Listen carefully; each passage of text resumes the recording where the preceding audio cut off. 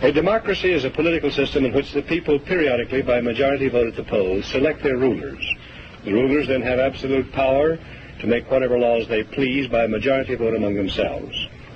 In a constitutional republic, the people also, by majority vote at the polls, select rulers, who make laws by majority vote among themselves.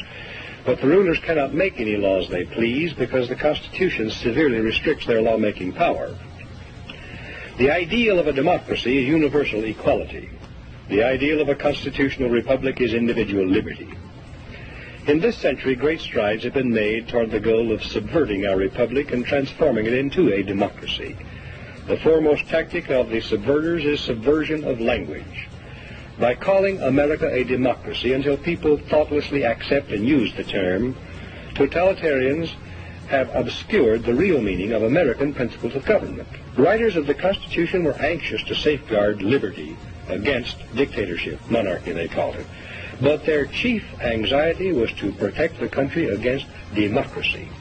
Edmund Randolph, delegate to the Constitutional Convention from Virginia, said the general object of the convention was to provide a cure for the follies and fury of democracy. Elbridge Gerry and Roger Sherman, delegates from Massachusetts and Connecticut, urged the Constitutional Convention to create a system to eliminate the evils that flow from the excess of democracy. Alexander Hamilton, delegate from New York, said, "We are now forming a Republican government. Real liberty is not found in democracy. If we incline too much to democracy, we shall soon shoot into a monarchy." John Adams, one of the giants of the American Revolutionary period, said, "Democracy will envy all, contend with all, endeavor to pull down all. And when by chance it happens to get the upper hand for a short time, democracy will be revengeful, bloody, and cruel." America was founded not as a democracy, but as a constitutional republic. We pledge allegiance to the republic, for which our flag stands, not to a democracy. The Constitution requires a republican form of government for all states, but does not mention democracy, and neither does the Declaration of Independence or the Bill of Rights. Someone asked him what kind of government the convention had given America, and Franklin replied, "A republic, if you can keep it."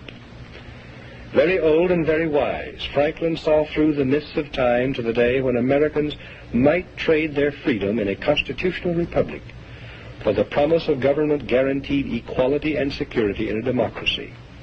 And beyond that, to the day when democracy inevitably degenerates into dictatorship, guaranteeing nothing but poverty and serfdom for the people it robs and rules.